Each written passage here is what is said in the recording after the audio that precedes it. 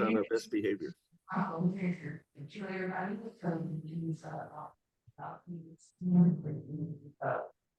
All right, welcome everyone to the Office of Recovery Month webinar series, Nothing About Us Without Us, Families Supporting Recovery.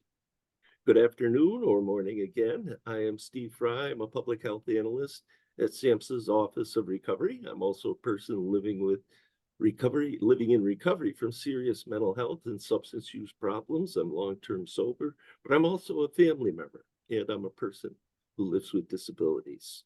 I'm an older white man with a beard and glasses, wearing a white shirt and a dark tie. I've worked for 35 years in behavioral health, and being a family member myself, I know family members are usually the best experts on what is needed to try to help their loved ones in their recovery. We share the ups and downs of the recovery journey of our loved ones, and we should be offered support too. Recovery support service teams need to remember this and value their input. That's why I'm glad you're here today. We have some great speakers.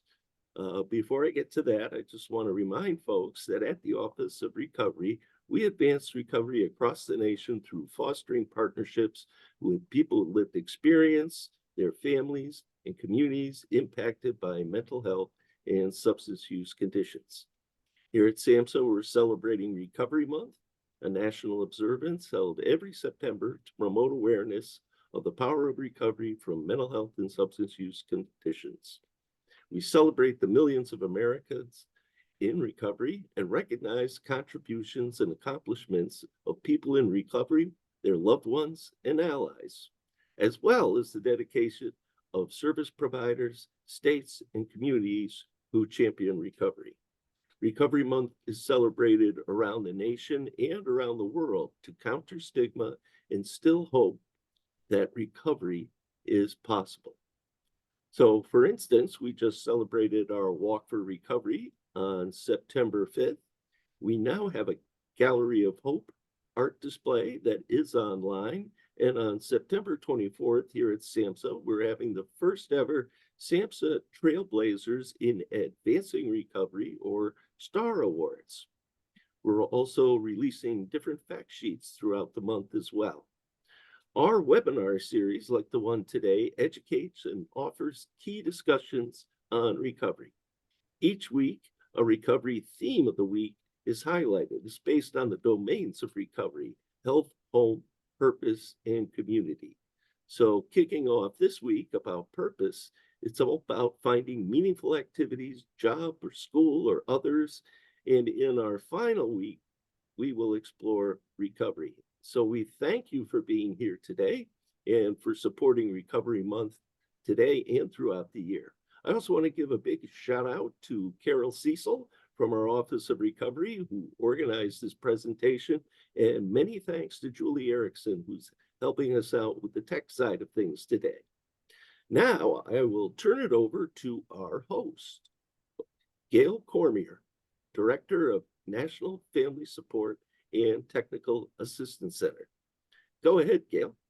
Well, thank you, Steve, and I'm so excited to be here. On behalf of Dr. Linda Goggin and the National Federation of Families, it is an honor to be partnering with the Office of Recovery and presenting Families Recover Too. As Steve said, I'm Gail Cormier, the project director of NASFAC, which is led by the National Federation of Families. I, too, am not only a mother of children, all three children who have mental health challenges. I am a sibling and a child. Both my mother and father had mental health challenges. So I am a family member in all senses of the word.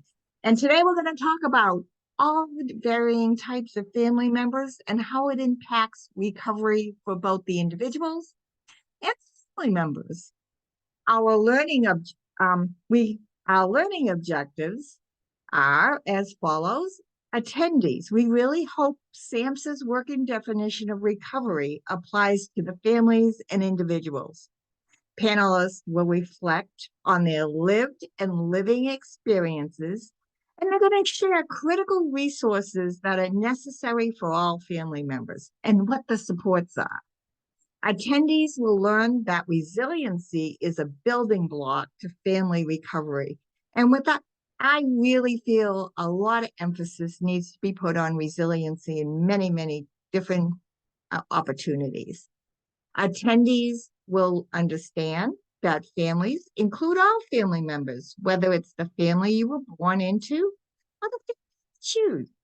Fathers, mothers, spouses, siblings, grandparents, caregivers, families, all individuals with emotional, developmental, behavioral, mental health, and or substance use challenges. We're all family members. Next page, please. So what is SAMHSA's working definition of recovery? Well, it's a process of change through which individuals improve their health and wellness, and they live a self-directed life and strive to reach their full potential. Any thoughts about that? You could put it in the chat. Next page, please. Also, a process of change through which families improve their health and wellness, live a self-directed life, and strive to reach their full potential. How does a family's, an individual's recovery impact a family's wellness and their ability to reach full potential? Next page. And what's resiliency? I love this definition. The ability to cope with and recover from setbacks, to withstand adversity, bounce back from difficult life events, and to thrive in the face of stress and challenging experiences. Next page. Well, families, as they experience their own recovery when they're actively part of their loved one's recovery, in recovery, the focus is often on the individuals experiencing mental health and or substance use challenges. Family members who support that person are often forgotten or left out, and they feel invisible, blamed, out of the loop. It is often difficult for families to find the support they need. So today, we're going to talk to our panelists, their families in all shapes and forms, and they're going to talk about their own family's journey and the individuals they support. And we're going to start with Sue. She can introduce herself, and we will go from Sue to Regina, then Mike, and then Lisa. Sue? Great, thank you so much for inviting me to be here today. So my name is Sue Abderholden, and I'm the Executive Director at NAMI Minnesota, and I've been here since October of 2001, so a very long time. But I also come as a daughter, a mother, and a spouse, but today I'll be talking about how it is actually to be a spouse of someone who lives with a mental illness. My husband lived with very serious depression, but he did pass away 3 years ago, but we'd been married for over 40 years. So I have a lot of experience in that area. Thank you. Thank you, Sue. Good morning or afternoon. My name is Regina Kreider, and I too have involvement with the recovery system from multiple perspectives. But today I'm going to talk to you about my perspective as a mother navigating multiple systems. For my daughter, I started navigating systems for her when she was around 6. She had her first suicide attempt when she was 10, and she will be 25 in November, and we are still navigating systems for her. But like I said, I'll be sharing from a perspective as a mother, but I also have experience from the perspective as a wife with a husband who has mental health challenges, and also my own mental health recovery. Thank you. Thank you, Regina. Hello, everybody. My name is Mike Carmen. I am here in Louisville, Kentucky. I'm a parent of 4 adult children, 2 of which we fostered and adopted. And I am now parenting our grandchild. So we're back at square one. My wife and I are in our 50s. We have a 2-year-old in our house that we love dearly, and we're exhausted all the time. We were talking about this before the the webinar started, but it's a joyful exhaustion. So I'll talk more about that later in the panel. I'm very happy to be here. Thank you, Mike. And hello, I'm Lisa Matthews. I come to the space today as a sibling. I have a brother that has developmental and mental health challenges, and I want to speak from that space today and just the work that I have done in my community to not only help support my family, but others that are on this journey as well. So thank you. Thank you, Forgive Lisa. me here, Gail. Just for a second here, I think we flew by our disclaimer slide, and I just wanted to remind people that the views, thoughts, and opinions reflected in this presentation and those in the session, including any handouts or related materials, belong solely to the presenters and do not necessarily reflect the official views, policies, or positions of the U.S. federal government, Department of Health and Human Services, or SAMHSA. Boy, that sounds like a pharmaceutical commercial at the very end. I apologize for that. I just wanted to make sure I was alerted by my colleagues, make sure we got that in. Okay. Well, Now, thank you. speak freely.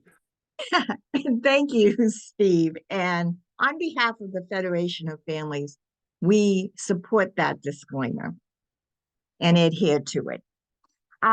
Yes, while we're going to begin with the questions, I would love to see in the chat if you could put, if you're a family member at the moment, no matter how you describe your family, you could put in who your primary person you care for as a family member in the chat so we can get to know who everyone is.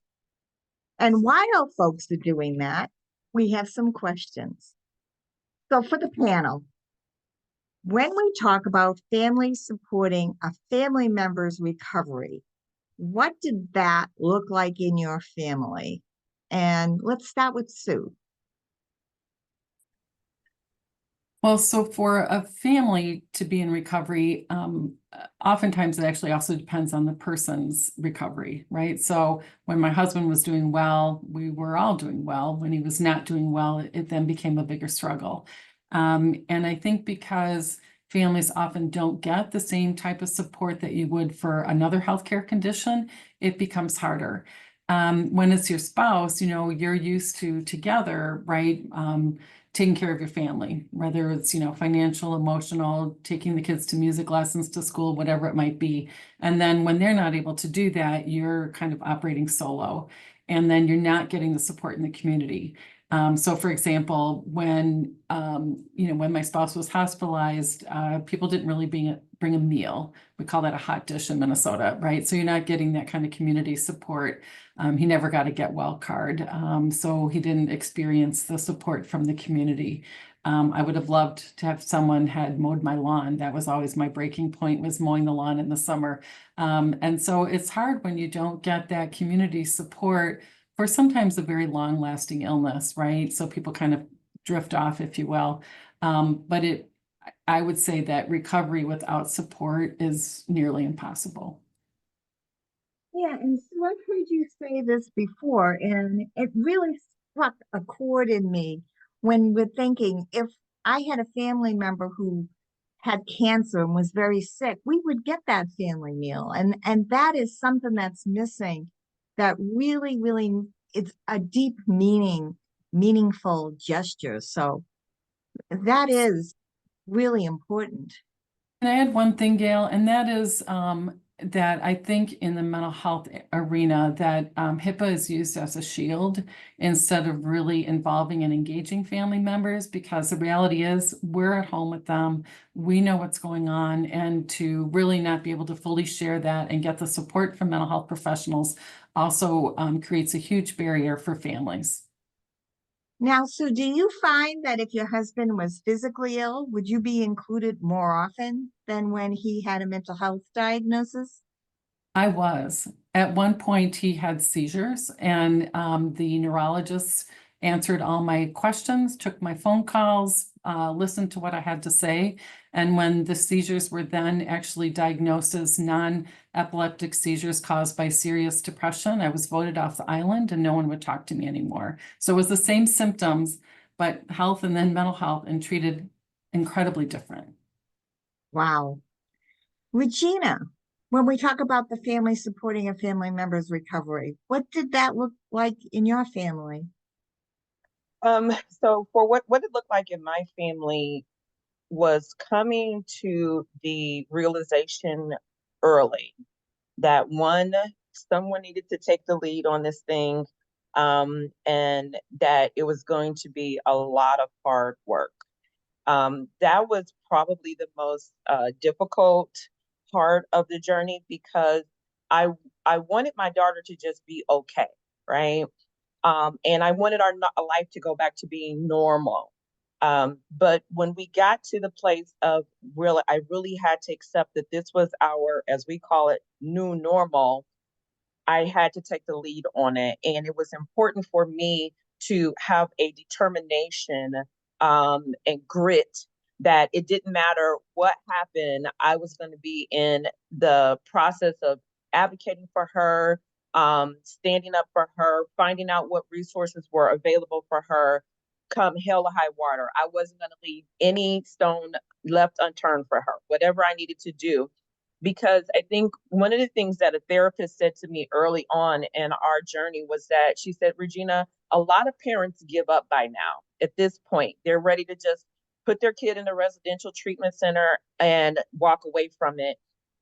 But I didn't want that for her. So I had to determine early on what was I willing to do to keep her at home, and what was I willing to give up to do that. And for me, it was one, assuming the leadership role when no one else was willing to do that, and just putting my shoulder to the grindstone that this was going to be hard work. And here we are, she'll be 25 in November. It's still very hard work and it's still shoulder to the grindstone, but it's the commitment and determination that I want her home. I don't want her in a facility. I don't want her to be somewhere else. I want her to be here in the community.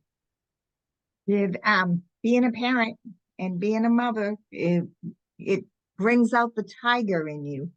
I know with my own children, I ended up having to do a lot of research, my own research, so I could tell the doctors what I thought my child needed. Did you find that true too, Regina? Um, Absolutely. Not only doctors, but especially school personnel. I Mm, remember having a tussle with a school social worker one time because she was insistent that my daughter that she knew how to deal with her, and I was like, you obviously don't know how to deal with a kid that's autistic, that's high functioning autistic. And so what I ended up doing was advocating for her and her IEP for all of the staff to get trained to know how to deal with her and how to work with her. That was one point. I remember she went to be hospitalized once, and the intake person kept trying to get me to say that my daughter was oppositional. And I was like, look, lady, you're not getting ready to get me to put on record that my daughter is oppositional. What we are dealing with right now is not oppositional. I don't know what's going on with her, but this is not my child. Only to come to find out that she was having a bad reaction to some medication, a new medication that had put her on. So it was really empowering myself and educating myself and being willing to stand up to doctors, therapists, social workers, whoever, and say, no, that's not what this is. Or, have you considered this? Because I think it's really important to have that voice. So absolutely, it was about empowering myself with information. And Regina, I've known you for a while, and I know you have that inner strength and also that knowledge. But this also speaks to a good point that we could make, that parents who may not be as knowledgeable or first time entering into a situation like this, a family peer specialist would be an excellent person to team with as you go into a IEP meeting or a school meeting, even a medical meeting. It really speaks to the need for more family peer specialists. And we could talk about that a little later, but thank you, Regina, for sharing. Mike, Thank you. how did this look in your family? Sure. A lot of what Sue and Regina said really resonated, and it seems like whenever you get caregivers and parents in the same room, you start to really see those similarities. I hear the community, the need for community support, and I think about kind of the bandwidth of the different systems that we interface with, and thinking back to when our adopted children were school aged, and um, you quickly learn that like a school has a certain bandwidth of child, a certain type of child that they teach to, that they like to have in their classroom. And if you fall outside of that bandwidth, you start to feel that you're not wanted there. We were in a high performing school, and you find out that the way they stay high performing is by trying to get children out that don't align with what they want to see happening in their schools. So, you get into the IEP meetings. Getting a good IEP written is one battle, but then it's getting teachers to adhere to the IEP, and that's a whole nother battle. Even though there's a legality to it that obligates them to adhere to it, we bumped into a lot of behavioral issues that were avoidable had the IEP been adhered to. Um, I also think about community mental health, which you kind of go into thinking, well, they're going to get it because this is what they do all day, every day.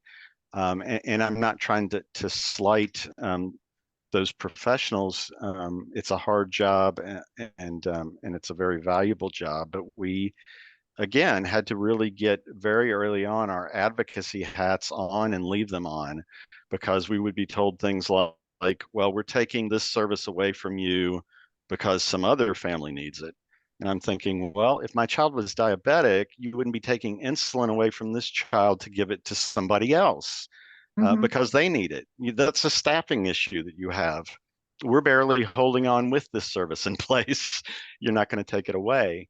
So you're not only dealing with the kind of exhaustion that comes with dealing with real crises in your home, which we very much were dealing with the extremes of behavior, but then you're also kind of in this almost argumentative mode with the systems that you're interfacing with, advocating for your child and trying to get every support that you can.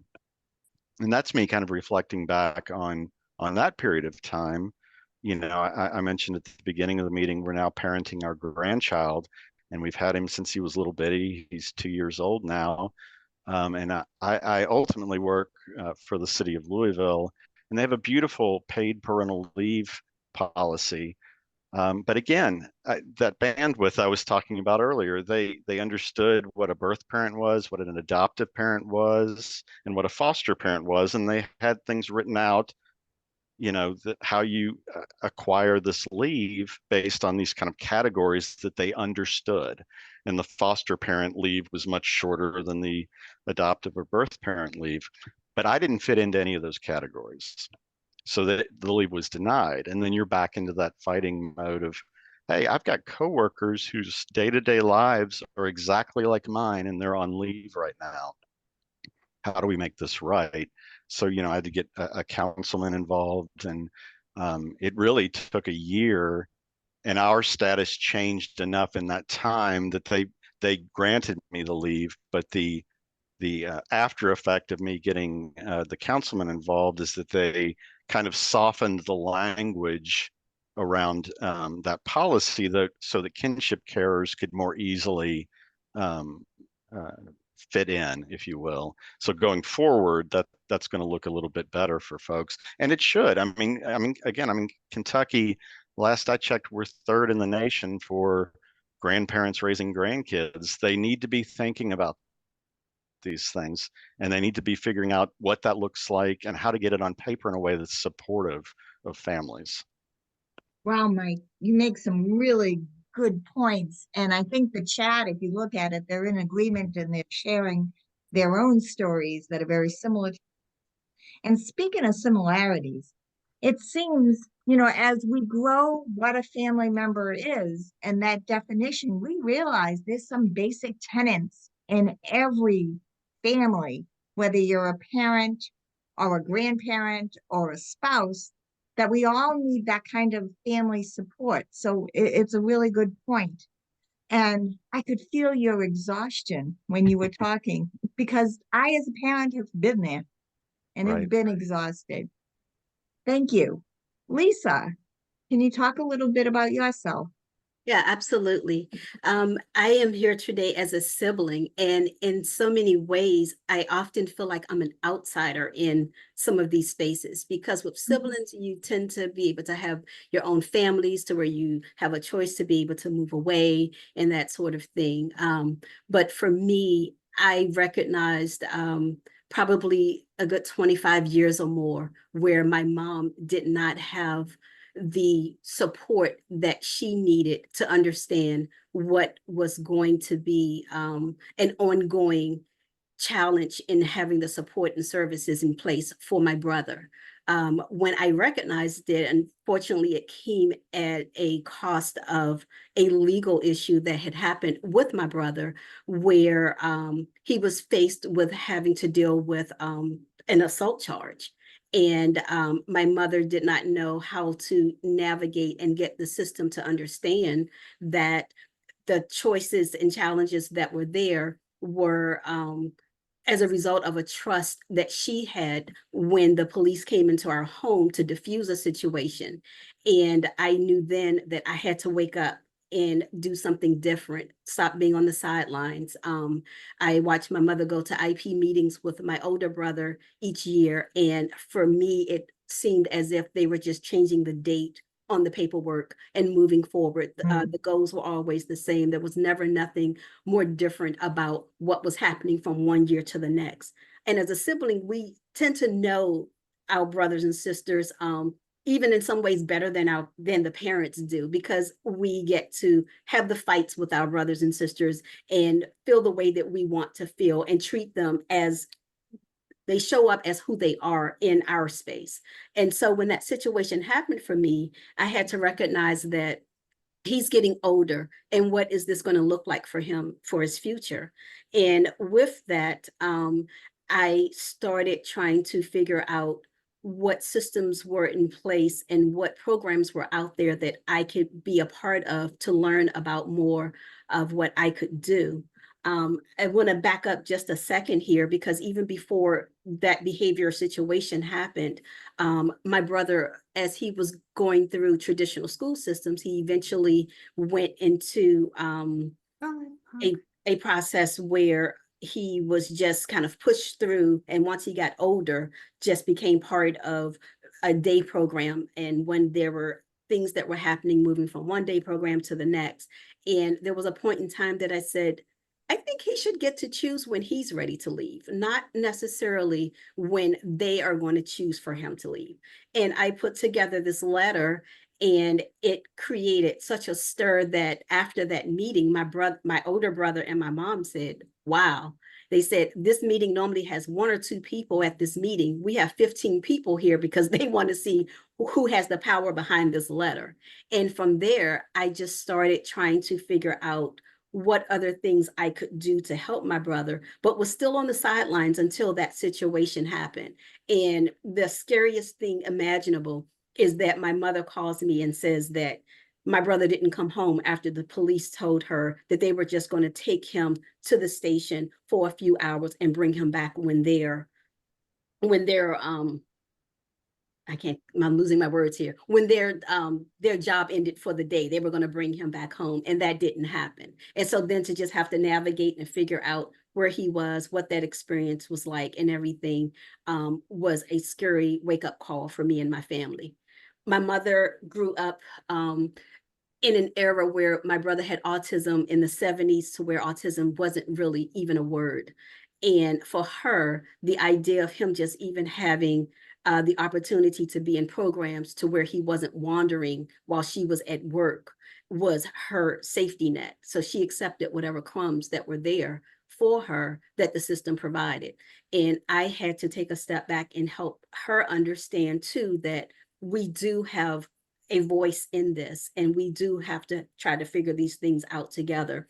And over the years, and I'll wrap up, over the years in learning those things, I also had to help myself understand that I can't be the anchor and fix all things. And so I try to help bring my mom and my family along, not only in just trying to understand how to better communicate with my brother, but to also be able to be part of the team of networks that are in place for my brother. And so in many cases for me, in wearing the hats of a case manager or a service coordinator, or even a financial planner for my mom, because she now no longer works. And so they're the other piece of what I step in to help with that. There are a lot of pieces and parts of who I am. And as many, I think all three of the other panelists use, exhaustion is the word that I sometimes feel.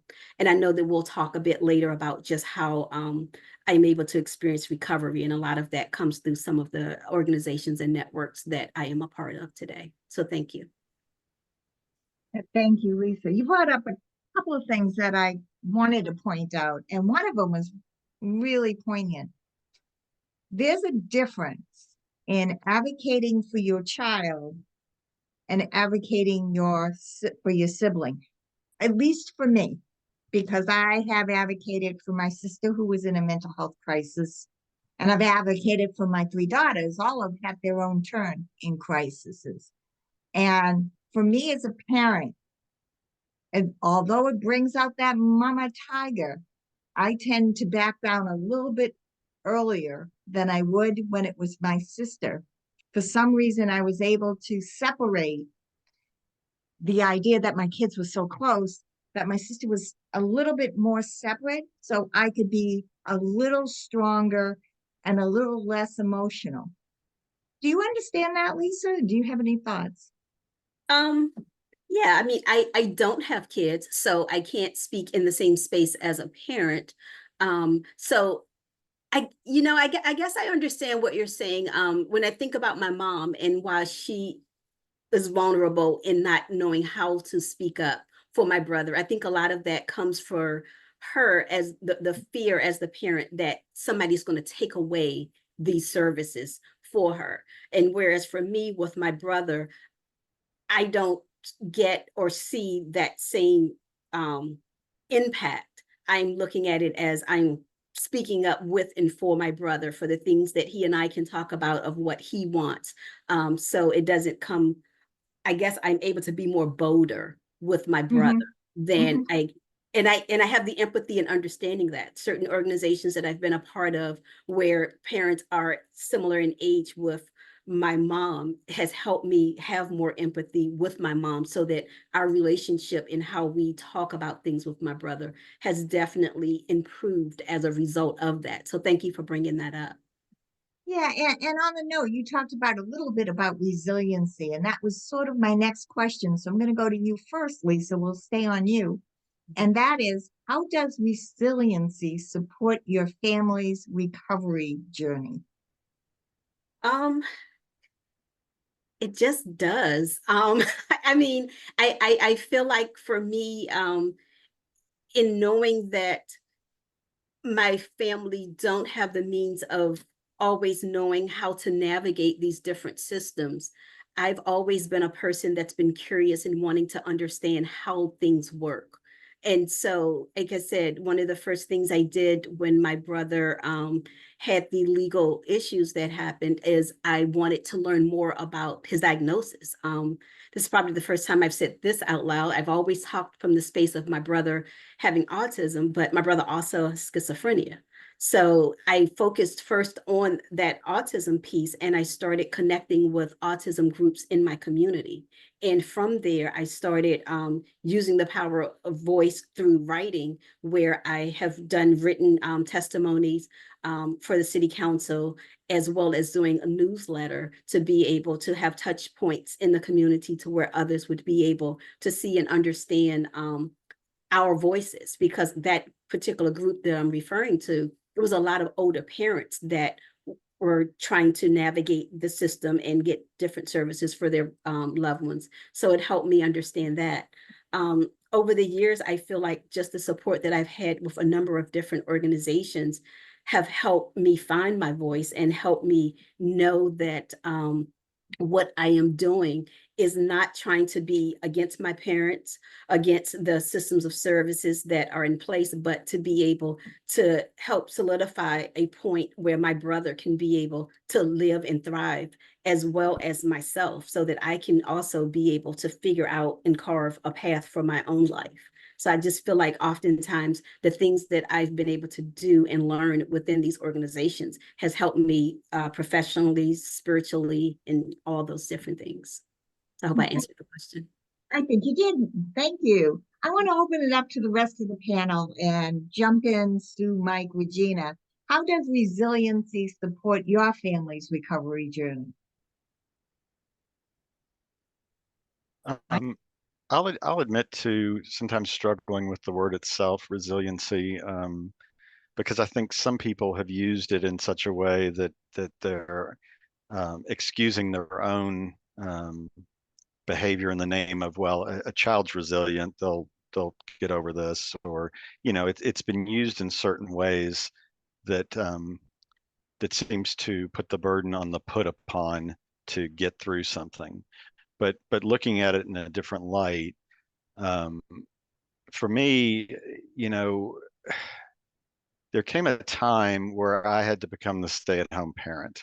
Our kids were on a trajectory, and unlike maybe a typical child where they get older and need less supervision, kind of the opposite was true for our family. And as they aged into their teen years, they really needed more supervision, and they had aged out of after school programming and things that we felt were safe for them.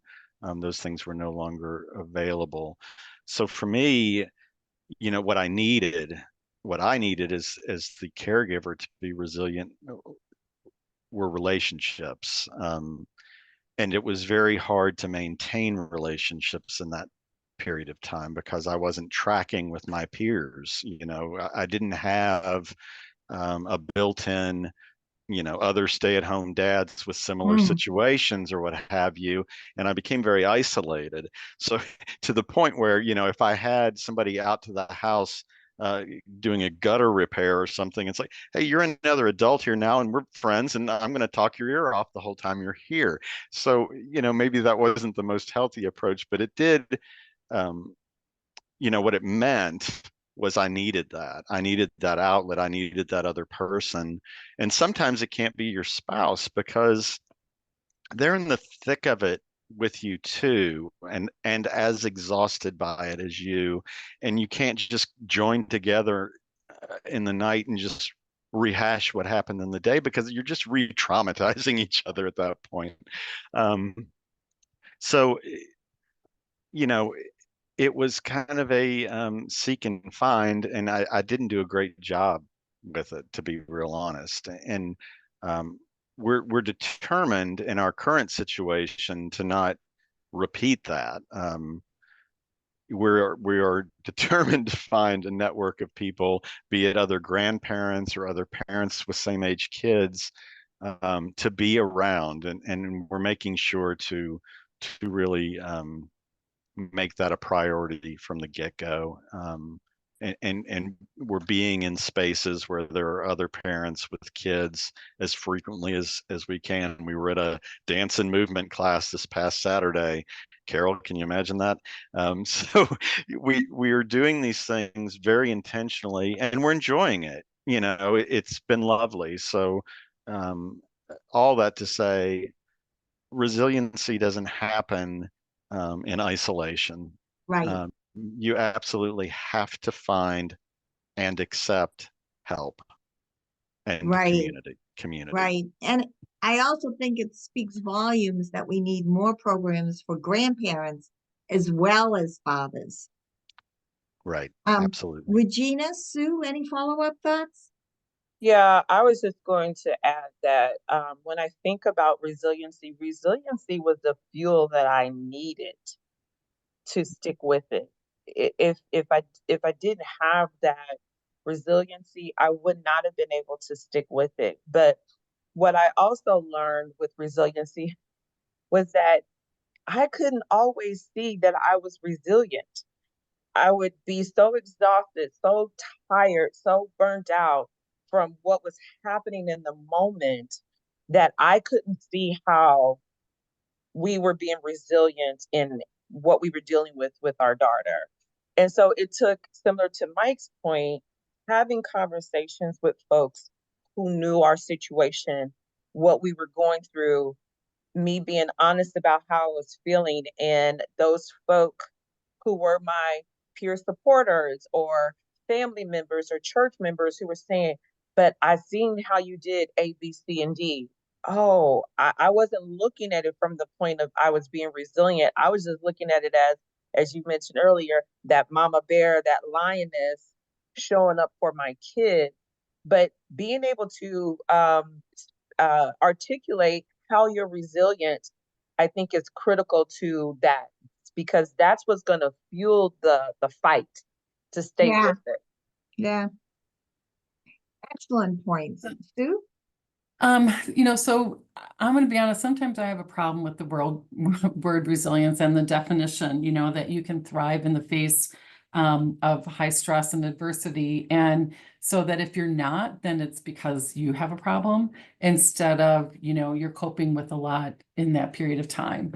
And so, I think surviving is as a good a word as as resilient. And I even think about it in terms of children. It's kind of like, why do some kids have to go through certain situations, whether it's through abuse or trauma and things like that? And then we want to promote resilience. It's like, how do we prevent that from happening in the first place? But I sometimes think the focus on resiliency tends to feel like you're failing there too, when you're trying to keep everything together. So I think we have to be careful, frankly, how we use that term. If you're not getting any support from the community, if you're facing financial challenges, medical bills, all sorts of things at once, really hard to be resilient in terms of the definition during that period of time.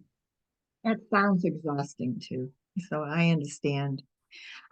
Here's a follow-up question. How do you, and this is for anyone, how do you, as a caregiver support person, experience your own recovery in this journey? What are your self-care tools? I'll start. This one really spoke to me, this particular question, because I think it's the one thing that I tell parents all the time. Be honest about how you're feeling. Mm. Be transparent about what's going on with you. I am brutally honest with everyone around me about what's happening, how I'm feeling. Because if I do not process those emotions, and get it out and try to understand it, I know the number one thing that I will begin to feel is resentful. And Mm. as a parent, that's not where my daughter needs me to be. So now that she's older, I am brutally honest with her, because we're going through a season.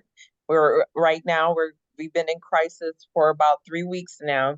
I'm brutally honest with her about how I feel about things, Hello. because I can't protect her from I don't Oh, think it's healthy to okay, that's protect right. her Have from you how I talked to, feel, have you right? talked to Zach or Daryl, or Isaac or Daryl? Okay. I Can we can't put our mics on mute, please, if you're not a panelist? Sorry, Regina.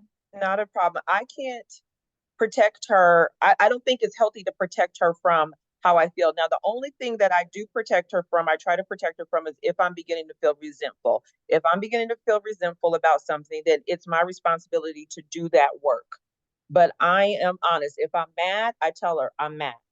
Like, for example, one of the things that we've been dealing with the last 3 weeks is that she's been sick.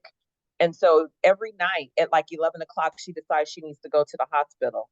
And it makes me upset, because it's my bedtime. I'm not getting ready to take you to the hospital. You're going to take yourself to the hospital, and you can call me, we'll talk about it when you wake up. And when I wake up in the morning, like I said, she's going on 25 years old. And I'm like, I'm frustrated with this strategy. You're here all day. Why aren't you going to the hospital during the day instead of in the middle of the night? That doesn't make Right. sense to me. So I am brutally, brutally honest about how I feel. And I think that that's critical. So that to me is one of my self-care strategies that I feel is really, really important. I actually am going to take note and steal that because I think that's a great self-care tool, Regina. Thank you. Any other thoughts? Yeah, I'd like to go next. Okay. Yeah, I thank you for saying that, Regina. My mom should be here today. I feel that over the past 2 or 3 years now that I've been able to feel more comfortable in being brutally honest, not only with my mom, but with my brothers, and just letting them know how much of me I have to give. Sometimes there's just that expectation that I'm just always that one phone call away, and things that might be where they may feel that it's a challenge for them to figure out, Lisa will always fix it. And I've just started doing more things where I try to empower them with the tools. And that has definitely helped free up and give me balance in what space I can show up for and be there for them. So, for example, just with my mom, and I know that I'm speaking from the space of sibling here, but when she lost her job, just her having to figure out her finances again, and just wanting to still continue to do things as if she still had that same income. I had to be real clear with her to say that when it's gone, it's gone. I can't fix this now and later. And she has definitely just been far more better at being open and us talking more about how things are going, and we're making decisions together because my brother does still live at home with her. So the impact and the weight of her losing her job definitely had been something that I'd been on pins and needles about because she's a lot older. And it came at a point in time when she clearly was not expecting her job to end. And the retirement plan is not there. And the idea of what future planning looks like for my brother has been definitely a pain point for me, because in the 20 plus years that I've been in this space and all the advocacy that I've been doing, to be able to go to her and say, I have all this information here. Let's begin talking about what it looks like when you're no longer able to or can care for my brother. What does this look like? She gave, we did this actually at an attorney's office once because I wanted to talk about special needs trust. And her answer was, well, Lisa's going to move in and take care of him. And I had a 2-year-old tantrum right there in the attorney's office because I was like, we haven't even talked about this. And at the time, I had my own relationship and was trying to think about my own family. But even today, in thinking about the aging and the disability and the mental health side of things, there's a gap there for me where I'm having a touch point with supporting my mom and my brother.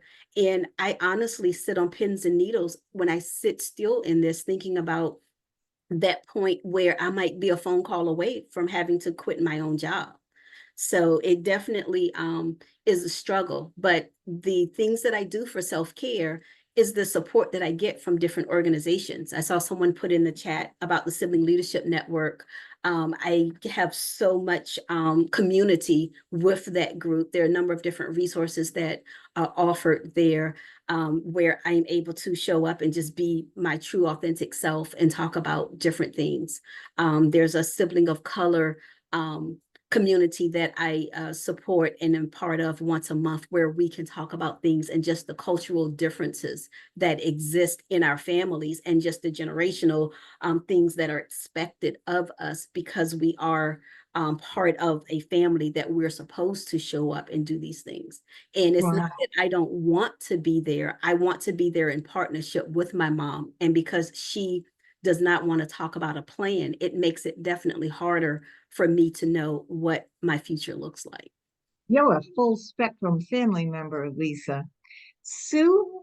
Yeah, I just wanted to add, when my children were little and my husband was really, really doing poorly with his depression, it wasn't like, people talk about self-care, go get a massage, go away for the weekend. It was impossible because I was the person in charge of everything. But I did learn kind of 1-minute breathing exercises, so in the elevator on my way, leaving work, doing some breathing exercises there. actually, I used to just sit in the driveway for like 1 or 2 minutes and close my eyes and just breathe deep before I went in. So sometimes it's not the long getaways or anything like that. It's the minutes that you can just take to frankly kind of center yourself and to try to relieve some of that stress. Oh, excellent point, Sue. I'm going to go to the next. Oh, Mike, go ahead. Well, I do want to expand on this honesty concept that has come up so much here, and I really believe that we have to take that to all the spaces that we're in, and that includes your job, and you hear these. That's not something we talk about at work and or what have you, and I think if you want the community support, you have to poke holes in this stigma and this idea that we don't talk about these things in certain settings. And we need to expect more of these systems of our employers and what have you. I think it's important to have that honesty everywhere we go, and the expectation that we can work through the discomfort of these conversations and get to a place where it's more natural, and it's not a stigmatized subject. It's something that we can talk about, that we can expect help for, we can expect support for. Just like if our loved one had cancer or what have you, we wouldn't shy away from mentioning that at work. We just need to get to a place where that honesty follows us into every setting we go into. And that's part of self-care too. Absolutely, Mike. Absolutely. And if you look at the chat, I think everybody's in agreement with you. And by the way, every participant, I really appreciate you putting comments in the chat. Keep it going. We're reading them and we'll record them. Our last question for the panel, but then if we have some time, we'll open it up to everybody, is what type of support might have helped you as you were supporting your loved one? What was missing that could have helped? Who would like to go first? I can, Regina? yeah, I'll go first. I think for two things for me, in-home support that was covered by my insurance would have been great, to really work on some of the behavioral challenges that we were dealing with, helping me to teach her certain skills because she didn't get diagnosed with autism until she was 14. So a lot of the good information and good services that we could have received when she was younger, we didn't get because they didn't diagnose her until late. So I really could have used some interventions in the home. And then also another thing was culturally competent services that meant something to us because my daughter didn't trust a lot of people, so she liked dealing with African American women. She connected well with them, and that was a really important aspect to our treatment. But always, and I have to always put my plug in, of course, for peer support. Always, always, always. I am a fan, hands down. I know it works, but we need more very well trained workforce in the peer support realm, and we could have had better success, I think, if we had been able to have that access to that. But definitely in-home supports that the family determines what that support looks like, not this is the prescribed, intervention that we're going to do, but that we're actually saying this is what I need help with. I think that was critical. Absolutely. And I see Treasure in the chat is saying, yes, yes, yes. Individualized. Absolutely. And of course, family peer support specialists, where my feeling is there. We need more and more training and more funding. Anyone else? What was missing? Mike?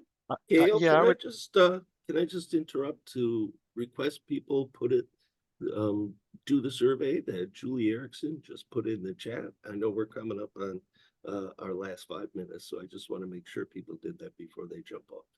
Oh, absolutely. We need the surveys filled out, so I appreciate that. Mike, go ahead. Yeah, Again, just kind of hearkening back, it often felt like we couldn't get the services we needed until the situation had become dangerous. And it should never be that way. You should never have to wait for things to become that dire before you can access the services you need. Um, Again, it's just the mental health system, the healthcare system doesn't know how to plan sometimes, or how to intervene when you can see something coming around the bend, but it's not here yet. So yeah, just the idea of earlier services intervening earlier would have been a tremendous help and would have saved us from a lot of incredibly traumatic situations. Thank you. Sue? I would actually direct this to the mental health professionals, to not see me, the spouses as enemies, but as true partners, and to really engage us and listen to us. That would have frankly helped me a lot. I do want to just note, just because I talked about, when my husband was not doing well, that once the kids left the house, there was less stress in the house and he actually did much better. And we really did have a good relationship up until he died. Well, thank you, Sue. Thank you for sharing that. Lisa, quickly, and if we have time, I'm going to call on Jessica. Go ahead, Lisa. And I can be quick and just say that I echo exactly what Sue said, just having those systems in place to where it expand the support beyond just the parents to include the siblings. Oftentimes it was a challenge for me to be seen, to support my brother and be able to ask the questions that my mother didn't know what to ask. So thank you. And Jessica, I saw your hand raised a couple of times. Do you have a quick question? I do. Forgive me, for some reason I'm unable to type a message. Can you hear me? Yep, just speak. Yeah, so thank you, first of all, because I have felt very alone in my journey with my son for a long time, and this is wonderful, and I want to learn more about more resources to communicate about issues going on and things happening and resources particularly.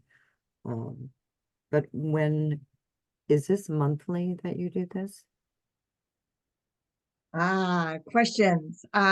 This is being hosted by the Office of Recovery for Sure. SAMHSA, and I'll let Carol talk about that.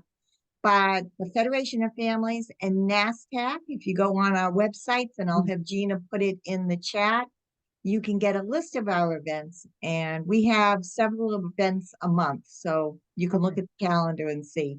Carol, can you answer that? Yeah, I was just going to say we're having a lot of webinars this month because September is Recovery Month. But I was just going to add that I don't know what state you're in, Jessica, but many states have family-run organizations for parents, and many of them offer family peer support. And so Gail can probably give you a list of which states have that and the contact information. So if you see where Gina put in the chat box the link for NFSTAC, they do have monthly webinars and regular meetings, but they can also connect you with some of those folks more locally to you. Yeah. And my email, if we pull up, I want to thank all our panelists today. Stay on. But if we pull up our slides, you can see my emails and our closing statements. And Mike, Lisa, Regina, Sue, this has been a really good conversation. I wish we could talk for another hour. I think we have a lot of questions.